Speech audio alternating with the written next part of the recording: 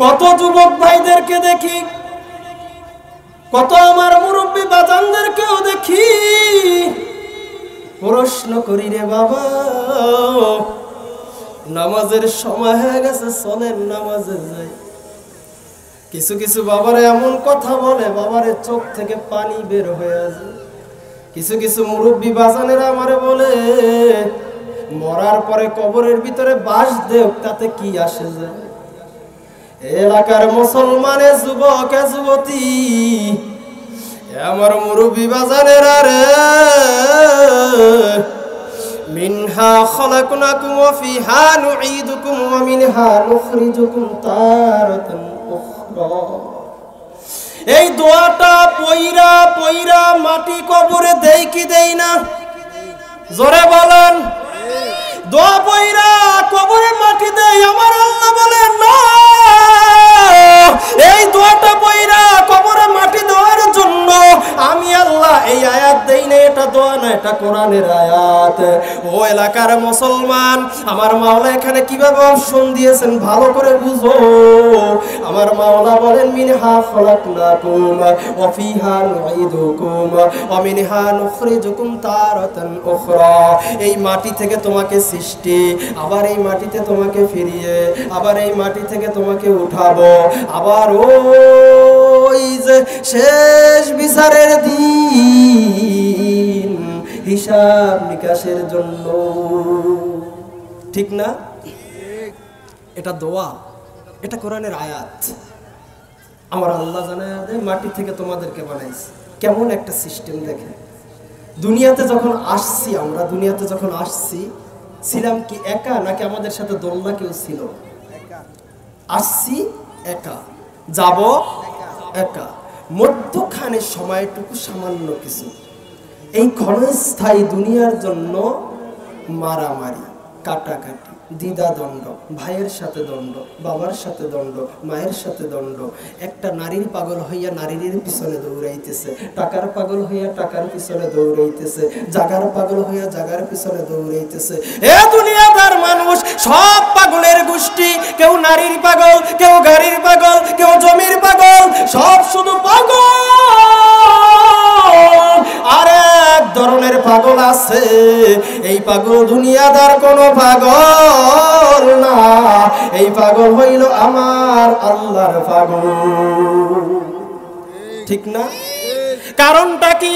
রিকশাওয়ালা রিকশা চালায় রাস্তায়, কেউ দেখলি বলে রিকশাওয়ালা, নাম পরিচিত রিকশাওয়ালা হয়ে গেছে। দুধওয়ালা দুধ বিক্রি করে, মানুষ যখনই তার দিকে তাকায় তার সম্পর্কটা দুধের সাথে মিলিয়ে গেছে, এই জন্য মানুষ তাকে দুধওয়ালা নামে চিনে। ঠিক না? ও মুসলমান, যেই জিনিসটার সাথে যার সম্পর্ক বেশি, ওই জিনিসটা ধরেই মানুষ পরিচিতি লাভ করে বেশি।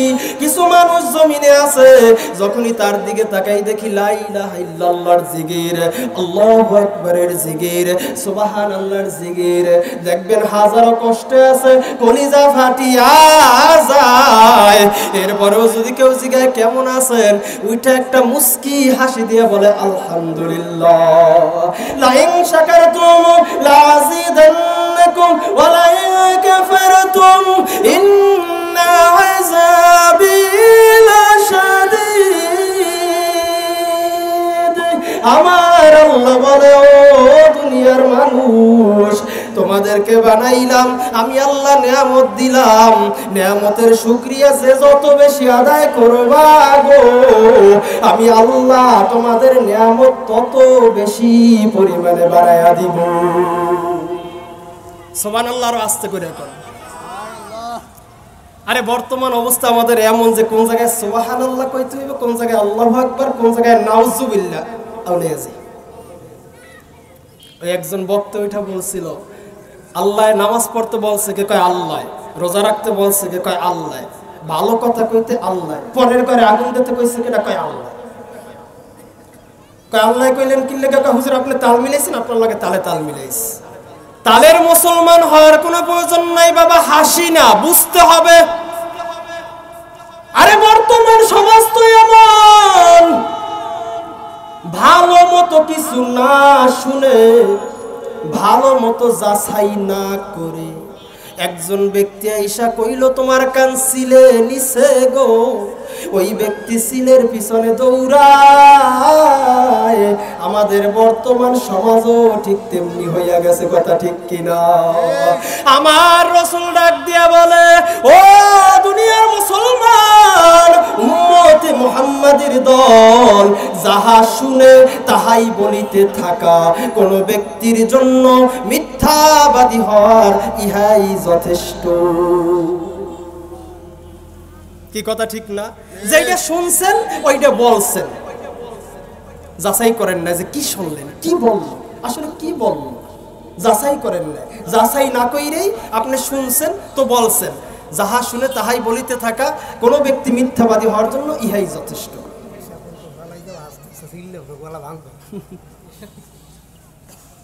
তাইলে বোঝা গেল কি, যে যাহা শুনি তাহাই বলিতে থাকা, কোন ব্যক্তি মিথ্যাবাদী হওয়ার জন্য ইহাই যথেষ্ট। কে বলছে? আমার রাসূল হুজুর কারীম সাল্লাল্লাহু আলাইহি ওয়াসাল্লাম বলছে। এদিকে ফলো করেন, অন্যদিকে না। যে কোনো একটা কথা শোনার পরে ওই কথাটাকে একটু যাচাই করি, আসলে এটা কতটুকু বাস্তব একটু জানি, এ সম্পর্কে একটু যাচাই করি, একটু জানার চেষ্টা করি। ওয়াজ করলো, নসিহত করলো, আমি তিনটা কথা আগে বলছিলাম যে যে চেনে সে কেনে, যে বোঝে সে খোঁজে, যে জানে সে মানে। তিনটা কথার প্রবাদ বাক্য উত্তর দেন। এই তিনটা কথার মূল্য যদি বুঝতে পারেন, ইনশাআল্লাহ ওয়াজের দরকার নাই। ওই এলাকার মুসলমান, এ কলিজার টুকরো যুবক, এ পর্দারের মা, আমার মাওলা জাহান্নাম বানাইছেন, জান্নাতও কিন্তু বানাইছেন। জাহান্নাম বানাইছেন মাওলায় ৭টা, জান্নাত দেখেন উপহারেরটা ৮টা। আমরা ছিলাম জান্নাতি মেহমান, বাবা আদমের সন্তান। দুনিয়াতে আইসা কেন জাহান্নাম কামাই করব? জান্নাতি মেহমান হইয়া দুনিয়া থেকে দুনিয়ায় আইছি, আবার জান্নাতি মেহমান হইয়া দুনিয়া থেকে যাব, ঠিক না? কেন কখনো কি নিজের বিবেকের কাছে প্রশ্ন করছো রে মুসলমান? আমার হায়াতের জিন্দেগিতে 30 বছর চলে গেল, 50 বছর চলে গেল, কারো 60 বছর চলে গেল, কারো 100 বছর চলে গেল। এই হায়াতের জিন্দেগির সময়ের ভিতরে আমি কতটুকু তাহাজ্জুদের হেফাজত করতে পারছি, আমি কতটুকু 5 ওয়াক্ত নামাজ জামাতে আদায় করতে পারছি, আমি কতটুকু আমার মাওলার রাজি খুশির জন্য তার রাস্তায় চলতে পারছি, আমি কতটুকু আমার নবীর সুন্নত মোতাবেক আমি চলতে পারছি, কতটুকু পারছি আমার চক্ষুটাকে হেফাজত করতে, কতটুকু পারছি আমার জবানটাকে হেফাজত করতে। কোনোভাবেই সম্ভব নয়। শুধু গুনাহ আর গুনাহ আর গুনাহ। রাস্তায় হাঁটতেছি, চক্ষুটা নারীর দিকে পড়ে গেছে, নারীর দিকে তো পড়ছে, আবার ঘুরাইয়া তাকাইয়া দেখি দেখতে কেমন, চোখের জেনা। জবান থেকে দেখতেছি, জবান থেকে বলতেছি, যে জায়গায় ভালো কথা বলবো সে জায়গায় মিথ্যা অপবাদ দিতেছি। আল্লাহ জবান দিছে কোরআনের তেলাওয়াত করবা, আমার মাওলার জিকির করবা, তাসবিহ পড়বা, আর আল্লাহকে স্মরণ করবা। আল্লাহ বলে, বান্দারে জবান দিয়েছি আমি মাওলার শুকর আদায় করার জন্য। ও বান্দা, জবান দিয়েছি আমি আল্লাহ, তোমাকে আমি আল্লাহর বেশি বেশি পরিমাণে গুণকীর্তন করার জন্য। অথচ জবান দিয়ে আমি মাওলারে ডাকা না, জবান দিয়ে আমি মাওলার তাসবিহ পড়ো না, জিকির তোমার দ্বারে ভালো লাগে না, জবান দিয়ে গান তোমার কাছে ভালো লাগে, গালি ফায়সা কথাটা তোমার কাছে ভালো লাগে। ও বান্দা, আমি কি এতটাই পর হইয়া গেলাম? আমি মাওলা কি তোরে আদর করিয়া বানাইয়া দুনিয়াতে ফাড়াইয়া তোরে 2টা হাত দিয়া দিছি, 2টা পাও দিয়া দিছি, 2টা চক্ষু আমি আল্লাহ তোরে দিয়া দিছি, কথা বলার মতো শক্তি জবান তোকে আমি আল্লাহ দিয়া দিছি। ও দুনিয়ার মানুষ, এবার আমার মাওলা বলে, বান্দারে দুনিয়ার মানুষগুলো যখন ঘুমাইয়া যায় আমি মাওলা মধ্যে আসমানে আইয়া তোদেরকে বলাই আসো, কে আসো রিজিকের অভাব আমার কাছে চাও, আমি রিজিকের অভাব দূর করিয়া দিব। কে আসো অসুস্থ, আমি আল্লাহর কাছে বলো আমি সুস্থতা দান করব।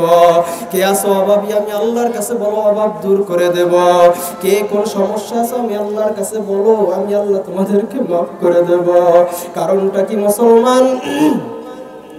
একটা জিনিস হিসাব করে দেখবেন, আমার আল্লাহর নাম রহমান, আমার আল্লাহর নাম রহিম, আমার আল্লাহর নাম গফফার, আমার আল্লাহর নাম সত্তার, সিফাতি নাম 99টার উপরে।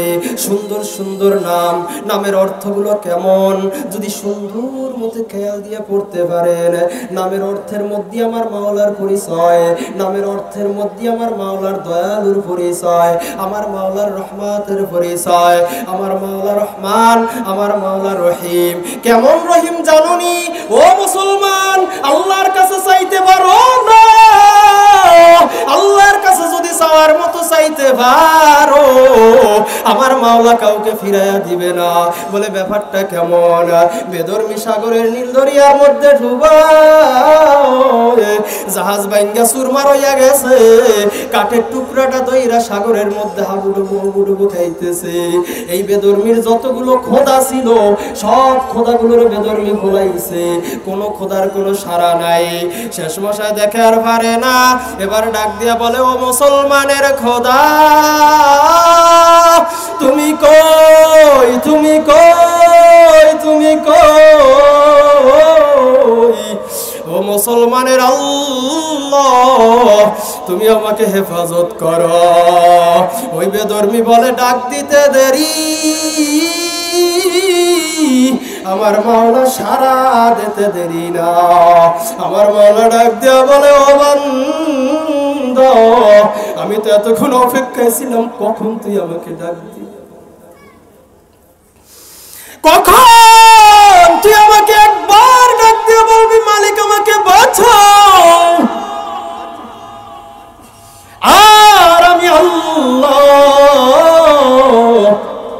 তুই একটা ডাক দিবি রে বান্দা, আমি আল্লাহ 10টা ডাকের সাড়া দিবি। এ মুসলমান, দুনিয়াতে এমন কোন লোক নাই তুমি একটা ডাক দিবা 10 বার তোমার ডাকের সাড়া দিবে। একটু আমার মাওলার মায়াকে বুঝো।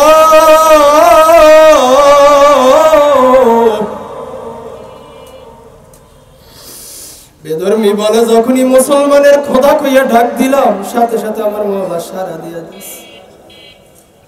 সাড়া দিয়া বলে বান্দা তো আমি তো অপেক্ষায় ছিলাম, তুই কখন আমাকে ডাক দিবি। এ বান্দা তোর কোনো চিন্তা নাই, আমি আল্লাহ হাজির। সাগরের পানি রে আমার বান্দার যেন কিঞ্চিত পরিমাণেও ক্ষতি না হয়, ও পানি আমার বান্দার সাগরের কিনারায় পৌঁছায়া দে। বেদরমি বলে আল্লাহকে একবার ডাক দেওয়ার সাথে সাথে দেখি একটা বিশাল বড় তুফান আইসা আমাকে এমন ছোটে বাড়ি মারছে, বাড়ির ছোটে আমি সাগরের কিনারায় পৌঁছাইছি। যুবক কবে চিনবা মাওলা রে, কবে চিনব? এ দুনিয়ার মানুষের সাথে সামান্য কথা কাটাকাটি হইলেও দেখা যায় বেজার হইয়া যায়। মায়েরে বারবার মা মা মা বলিয়া ডাক দিলে মা কিন্তু বলে ছেলেটা পাগল হয়ে গেছে। বাবাকে বারবার বাবা বাবা বইলা ডাকি, বাবা বলে সন্তানটা পাগল হয়ে গেছে। দুনিয়ার ভিতরে দেখবা ভাইরে স্বার্থ ছাড়া কেউ রে কেউ ভালোবাসে না। একটা ছেলের কাছে যতক্ষণ পর্যন্ত টাকা আছে ওই ছেলেটার সবাই ভালোবাসে, যখন ওই ছেলেটার কাছে টাকা না থাকে তখন তার মা বাবাও কেমন যেন তার কাছ থেকে পর হয়ে গেছে। আরে দুনিয়ার জিন্দেগি কেমন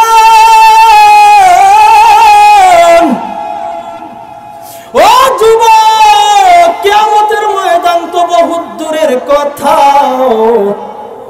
দুনিয়ার জমিনই তো দেখা যায় মা তিনটা সন্তান ফালায়া থুইয়া বিন পুরুষের লগে পরকিয়া কইরা ভাইগা গেছে, ঠিক না?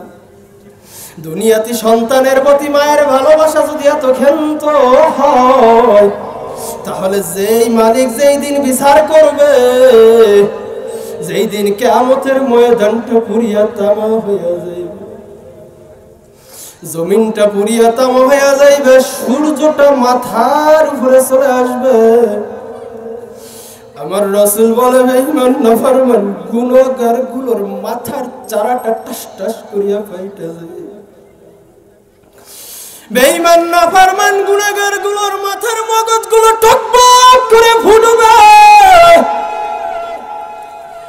আর ওই মগজগুলো বাইয়া বাইয়া নাকের ছিদ্র থেকে নাক মুখ বেয়ে বেয়ে পড়বে। এ বাবা সহ্য করতে পারবেন না, এত কঠিন আযাব। আমার রাসূল বারবার সাহাবায়ে কেরামদেরকে বলে, সাহাবীরা রে, ওই দিনের কথা স্মরণ করো। কোন দিন? ওই দিনের কথা স্মরণ করো।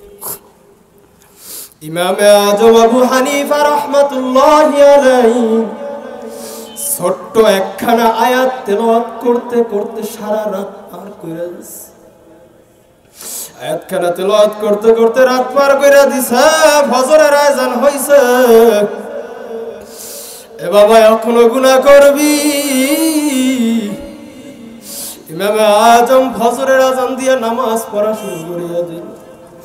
নামাজের শেষে খাদেমরা জিজ্ঞাসা করে, হুজুর সারাটা রাত দেখলাম খেয়াল করিয়ে একখানা আয়াত ঘুরাইয়া ঘুরাইয়া ঘুরাইয়া ঘুরাইয়া পড়ে। ইমামে আযম চোখের পানি ছেড়ে দিয়া কান্দে, বলে খাদেমেরা রে, একখানা আয়াত তেলাওয়াত করতে করতে সারা রাত পার করিয়া দিছি, জানোনি এই আয়াত খানার ভিতরে আমার মাওলায় কি কইছে? খাদেমদের উদ্দেশ্য করে বলে, খাদেমরা শোনো, আল্লাহ পাক রব্বুল আলামিন সূরাতুল ইয়াসিনের মধ্যে ছোট্ট একখানা আয়াত দিয়েছে। আয়াতের মধ্যে বলে, আমতাজুল ইয়াউমা আইয়ুহাল মুজরিমুন। কিয়ামতের ময়দানে যখন আমার মাওলা হুঙ্কার দিবে, আজকে কিয়ামতের ময়দানে বেঈমান নাফরমান বেনামাজির দলেরা, গুনাহগারের দলেরা নেককারদের কাছ থেকে ভাগ হইয়া যাও। ওই দিন আমি ইমাম, আমি আযম যদি ওই গুনাহগারের মধ্যে পড়িয়া যাই, আমার অবস্থা কেমন হবে?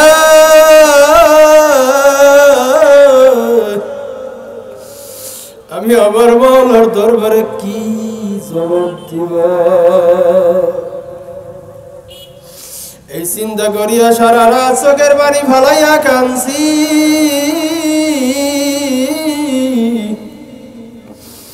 যদি আমার মাওলা আমাকে মাফ না করে, আমার কোনো উপায় থাকবে না।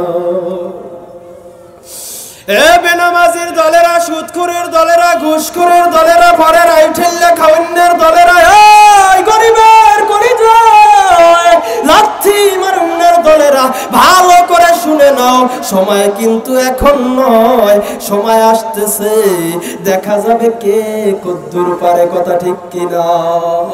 বেঈমান নাফরমানের দলেরা রে, কিয়ামতের ময়দানে আমার মাওলার হুঙ্কার যখন হইয়া যাইবে, আমার রাসূল বলে বেঈমান নাফরমানগুলা, বেনামাজির দলগুলা গুনাহগার নেককারদের কাছ থেকে ফারাক হইতে চাইবে না। জাহান্নামের ফেরেশতারা টান্না টান্না বের করবে, টান্না টান্না বের করে নিয়ে জাহান্নামের দিকে নিক্ষেপ করবে। জাহান্নামের সামনে নিয়ে যখন বেঈমান নাফরমানগুলোকে ফেস করা হবে, আমার রাসূল বলে জাহান্নামের আগুনের তাপ, আল্লাহু আকবার, জাহান্নামের আগুনের তাপ বেঈমান নাফরমান গুনাহগুলোর ফেজের গোশতগুলো ঘষে ঘষে ফালায়া দিবে। এ বাবা সহ্য করতে পারবি?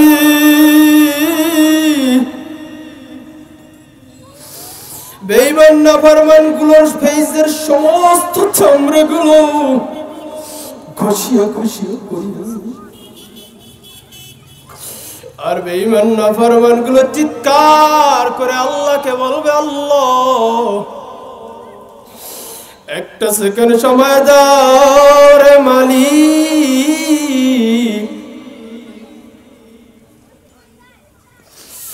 আল্লাহ আবার দুনিয়াতে যাই একটু না কেমন করি। ওদের মালিক আর কি সুযোগ হবে? আল্লাহ আর একটা সুযোগ দাও, একটু দুনিয়াতে যাইয়া তোমার প্রেমের আশেক হইয়া আসি। আমার আল্লাহ বলবে, না না, হবে ইমানের দল গুনাহগারের দল। দুনিয়াতে 50 বছর 100 বছর হায়াত আমি আল্লাহ দিছি, 40 বছর হায়াত আমি আল্লাহ দিছি। এই হায়াতের জিন্দেগির মধ্যে কি আমি মাওলাকে রাজি খুশি করুন না সময় তোর হয় না। বেঈমান নাফরমানগুলোকে কথা বলিয়ে জাহান্নামের ভিতরে আগুনের মধ্যে ফেলাইয়া দিই।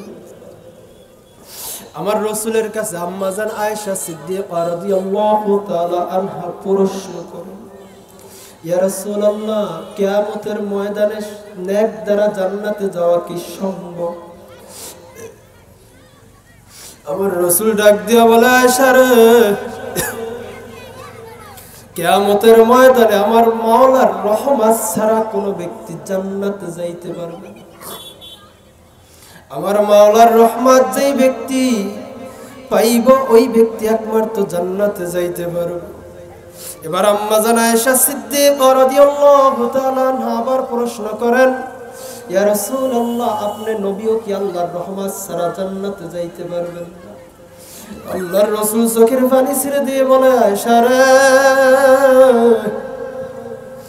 আমি নবীও কিয়ামতের ময়দানে আমার মাওলার রহমত ছাড়া জান্নাতে যাইতে পারবো না। বোঝা গেল?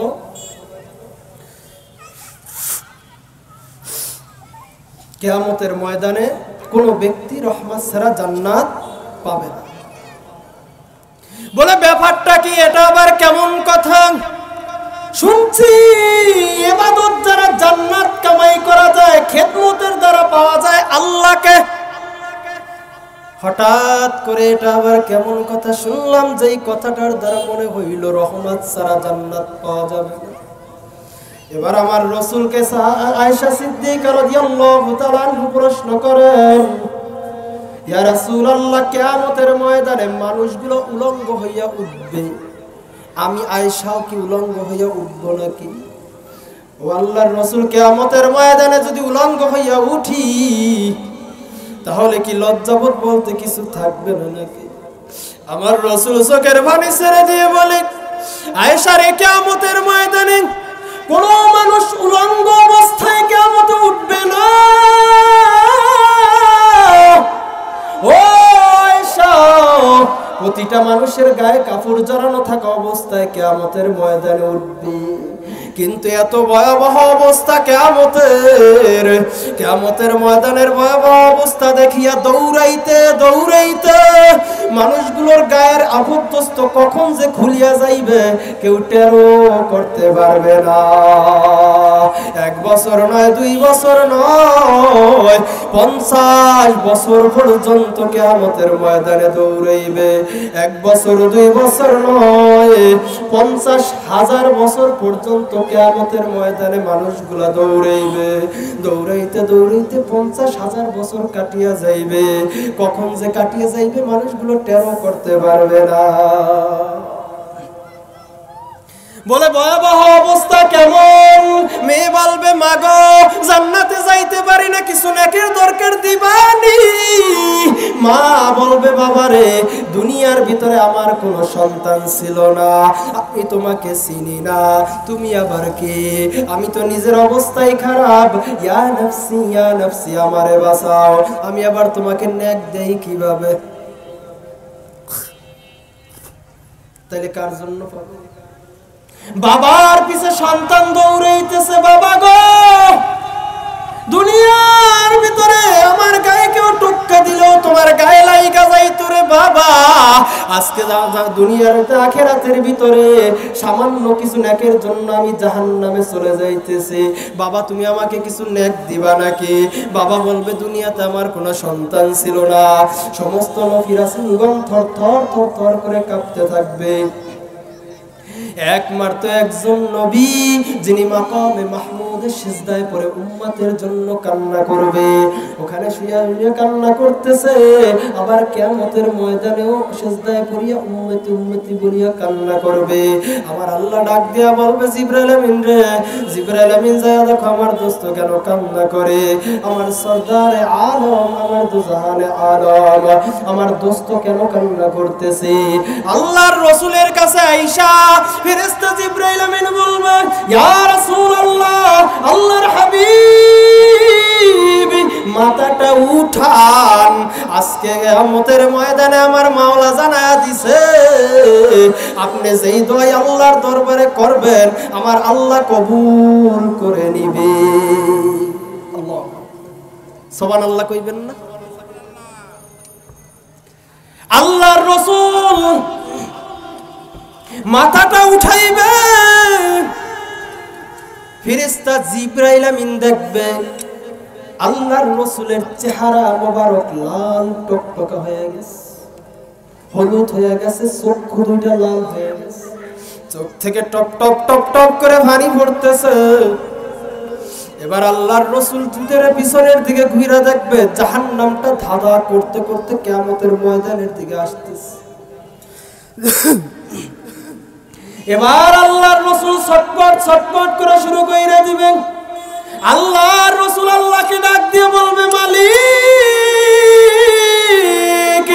আজকে কিয়ামতের ময়দানে যদি আমার একটা উম্মত এই জাহান্নাম খাইয়া ফালায়, ও আল্লাহ আমি তোমার সাথে বলতেছি, তোমার কসম কেটে বলি রে মালিক আমি নবী কোনদিন তোমার জান্নাতে যাব না। সুবহানাল্লাহ কইবেন না নাকি? না কোনখানে কইতে হেডি জানেন। আল্লাহর রাসূলের কথা বলার পর ফেরেশতা জিবরাইল আমিন আল্লাহর পক্ষ থেকে এক বাটি পানি নিয়ে আয়েশা আল্লাহর রাসূলের কাছে হাজির। ইয়া রাসূলুল্লাহ আল্লাহর পক্ষ থেকে আপনার জন্য হাদিয়া আল্লাহর রাসূলের হাতে দেওয়া হবে। আল্লাহর রাসূলকে বলবে ইয়া রাসূলুল্লাহ আল্লাহ বলেছেন এইখান থেকে কিছু পানি জাহান্নামের দিকে ছিটানো মারার জন্য। আল্লাহর রাসূল ওইখান থেকে কিছু পানি উঠাইয়া জাহান্নামের দিকে ছিটানো মাইরা দিলেন। যখনই থালা থেকে কিছু পানি উঠাইয়া জাহান্নামের দিকে ছিটানা মারবে, এ যুবক চোখের পানির কত মূল্য, ছিটানা মারার সাথে সাথে জাহান্নামটা ক্যাত ক্যাত করতে করতে পিছনের দিকে চলিয়া যাইবে। আমার রাসূল আবার মাকামে মাহমুদে সিজদায় পড়িবে আর আল্লাহকে বলবে আল্লাহ এটা তোমার কোন কুদরতের বাণী, এটা তোমার কোন রহমতের বাণী। ও আল্লাহ ৭০,০০০ ফেরেশতারা ৭০,০০০ শিকল লাগাইয়া যেই জাহান্নামকে ধইরা রাখতে পারে না, ওই জাহান্নাম সামান্য পানির ছিটার কারণে পিছনে চলিয়া গেল। এই পানি তো কোনো সাধারণ পানি না। ও আল্লাহ তোমার কাছে জানবার চাই রে মালিক এই পানিটা আসলে কোন কুদরতের পানি। এবার আল্লাহ ডাক দিয়ে বলবে নবী গো এটা কোন কুদরতের পানি না, এটা হইল আমার বান্দার চোখের পানি। সুবহানাল্লাহ। আর আস্তে করে কই, আস্তে করে কইতে কইছি তাহলে আস্তে কয়, জোরে বলেন সুবহানাল্লাহ। এটা কোন চোখের পানি জানেননি গো নবী? দুনিয়ার সমস্ত মানুষগুলো যখন ঘুমায়া পড়ত কোন মানুষ আর জাগ্রত থাকতো না, ওই সময়ের কালে আমার কিছু বান্দা গুনাহের কাজ করার জন্য নিজেকে নিজে আসামি দাবি করিয়া গভীর রাইতে উঠিয়া আসমানের দিকে তাকাইয়া দুইখানা হাত জাগাইয়া এরপরে আমার ডাক দিত, ইয়া মালিক, আয় আল্লাহ, গুনাহ করেছি, তোমার দরজা ছাড়া আর কোনো দরজা নাই। আয় আল্লাহ, তোমার কাছ থেকে তুমি আমার ফিরাসে নেক হায়াত চেয়েছে, আবার আখিরাতেও আমার কাছে আল্লাহর কাছে নেক হায়াত চেয়েছে। আর চোখের পানি ছাড়িয়ে ছাড়িয়ে শুধু কাঁদছে, নিজের নফসের উপরে জুলুম করেছে। নিজের দিকে তাকাইয়া আবার উপরের দিকে তাকাইয়া, একবার জমিনের দিকে তাকায় আর একবার আসমানের দিকে তাকায়, এমন করিয়া করিয়া বান্দা ফোপাইয়া ফোপাইয়া চোখের পানি ফেলাইয়া কাঁদছে। বান্দা চোখের পানি ফালাইয়া ফোপাইয়া ফোপাইয়া কাঁদছে। আর আমি আল্লাহ ওই পানিগুলোরে কুদরতি ভাবে ধইরা আমি আল্লাহর কাছে রাইখা দিছি। ও নবী গো, ও আমার দোস্ত, ওটা কোন কুদরতের পানি না, ওটা হইল আমার বান্দার চোখের পানি। তাইলে চোখের পানির মূল্য আছে, আছে নাকি? এ যুবক, নারীর জন্য চোখের পানি ফালাইয়া কান্দ, আছে না নাই? গাড়ির জন্য চোখের পানি ফালাইয়া কান্দ, আছে না নাই? টাকার জন্য চোখের পানি ফালাইয়া কান্দ, আছে না নাই? আফসোস ও যুবক, আমার মাওলার জন্য চোখের পানি ফালাইয়া কয়দিন কাঁদছো?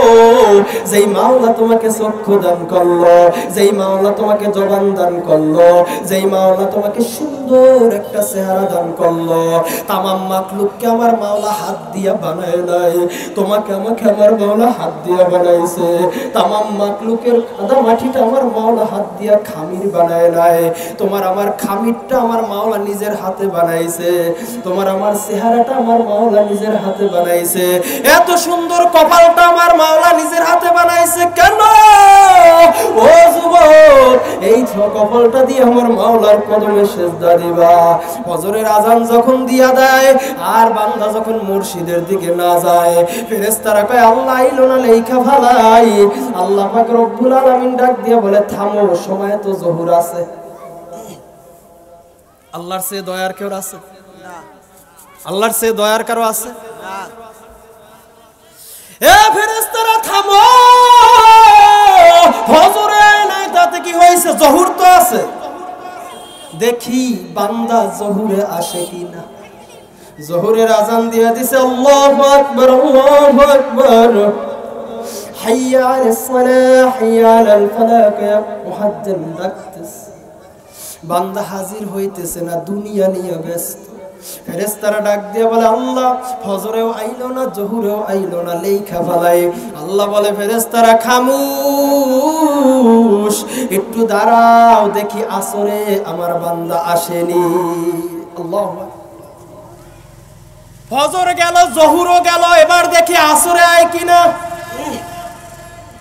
আর কত ছাড় দিব গো,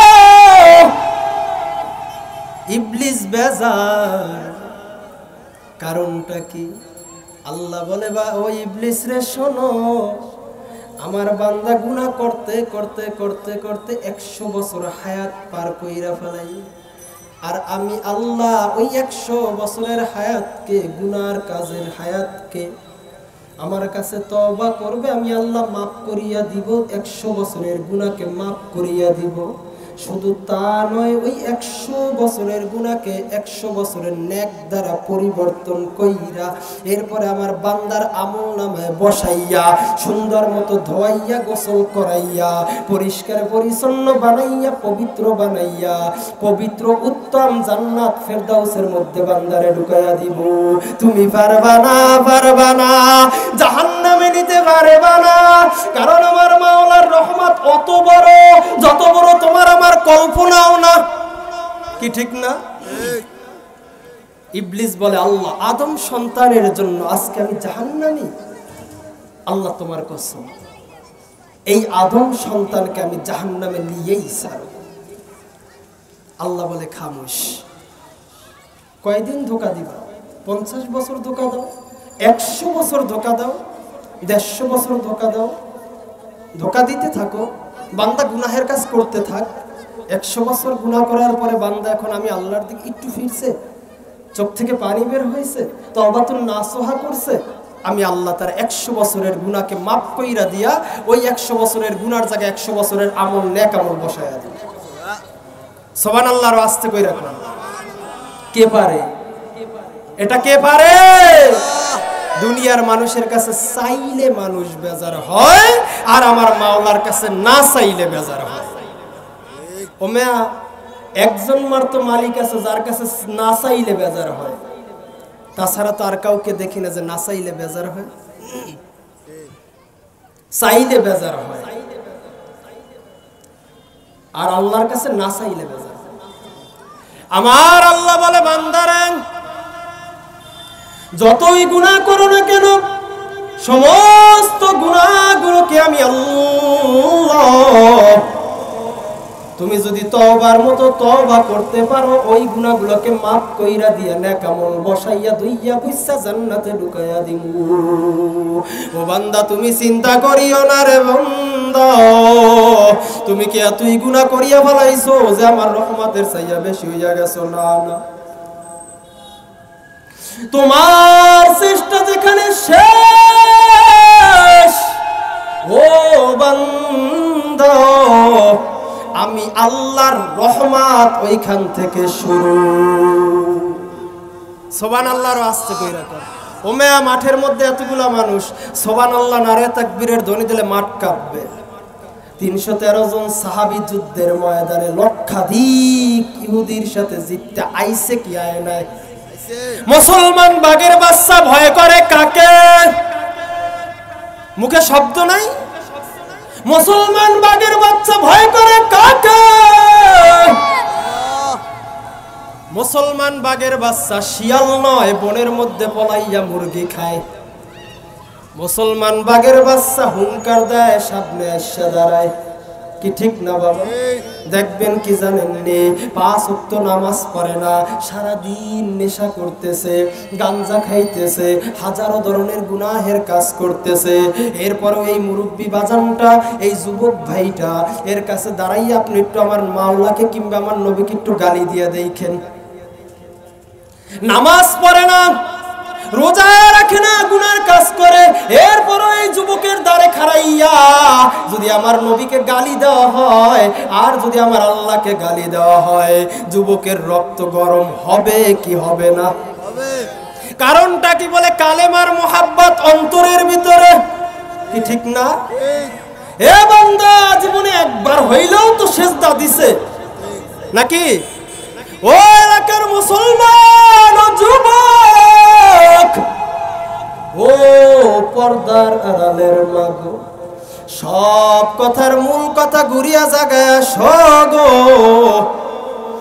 দুনিয়া স্থায়ী না ক্ষণস্থায়ী? জোরে কন। দুনিয়া স্থায়ী না ক্ষণস্থায়ী? দুনিয়া ক্ষণস্থায়ী রে যুবক। যেই দুনিয়ার মায় বইরা রইছো, এই দুনিয়া তোমার আমার সাথে যাইব না। এ আমার সন্তানের বাবারা, যেই সন্তানের জন্য মাথার গাম পায় ফালাইয়া এরপরে খাইটা খাট পালঙ্ক করছো, ওই সন্তানটাই তোমার একদিন হাতে হাতে ধরিয়া নিয়ে কবরে নামায়া দিবে। ঠিক না?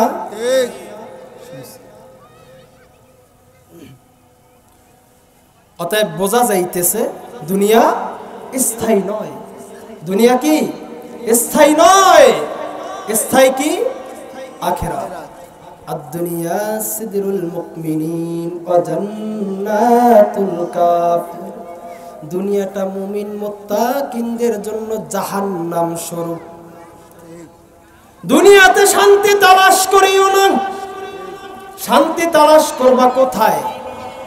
হ্যাঁ, শান্তি তালাশ করো আল্লাহর কাছে। আমি আগেই বলছিলাম, আদ-দুনিয়া মাজরাতুল আখিরাত। এই দুনিয়াটা আখিরাতের ফসল কামাই করার জায়গা। এ যুবক, কৃষক খাতের ভিতরে যত পরিমাণে খাটনি দিবে, যত যত্ন কৃষি কাজের নিবে, ফলন ইনশাআল্লাহ তত বেশি ভালো হবে। কি ঠিক না? কৃষক যত যত্ন নিবে ফসল ইনশাআল্লাহ ঠিক তত ভালো হবে। দুনিয়ার জিন্দেগির হায়াতে যতটুকু আমি গুনাহের কাছ থেকে ফিরা নিজের জীবনকে সাজাইতে পারবো আল্লাহ এবং রাসূলের সুন্নাত মোতাবেক, ঠিক তেমনি ভাবে আমার আখিরাতটা ওইভাবেই সাজবে। কথা ঠিক না বাবা? হযরত ওসমান গনি রাদিয়াল্লাহু তাআলা আনহু যখনই কবর দেখতেন বাচ্চাদের মতো হাউমাউ করে কান্না করতেন। সাথীরা জিজ্ঞাসা করে, হুজুর যখনই আপনি কবর দেখেন তখনই বাচ্চাদের মতো করে হাউমাউ করে কান্না করেন, ব্যাপারটা কি বুঝলাম না। হযরত ওসমান গনি রাদিয়াল্লাহু তাআলা আনহু ডাক দিয়া বলতেছেন, সাথীরা রে, আল্লাহর রাসূল বলেছেন কবর হইল সর্বপ্রথম ঘাঁটি। সুবহানাল্লাহ। কবর হইল সর্বপ্রথম ঘাঁটি। এই প্রথম ঘাঁটিতে যদি আমার সাথে ভালো ব্যবহার হয় তাহলে পরবর্তী ঘাঁটিগুলো না জানি কত সুন্দর। আর যদি কবরে আমার সাথে খারাপ আচরণ একবার হইয়েই যায়, খোদা না খাস্তা, বাকি পথগুলো এত কঠিন আমি ওসমানের পক্ষে সহ্য করা সম্ভব নয়। এই জন্যই কবর দেখি আর চোখের পানি ছাড়ি আর আল্লাহর কাছে বলি, আল্লাহ তুমি কবর, হাসর, মিজান এবং পুলসিরাতে পার করায় নিও তোমার রহমতের দ্বারা। সুবহানাল্লাহ। কি বুঝতে পারছি? সর্বশেষ কথা হইলে এই বাবা, আলোচনা তো বহুত শুনেন, ওয়াজ নসিহত শুনতে শুনতে এখন নিজেরাই ওয়াজ নসিহত পারেন। সর্বশেষ কথা হইল এই, যতটুকু আলোচনা করলাম এর ভিতর থেকে ভুল ত্রুটি মার্জনা করে দিয়ে মহান রব্বুল আলামিন আপনাদের এবং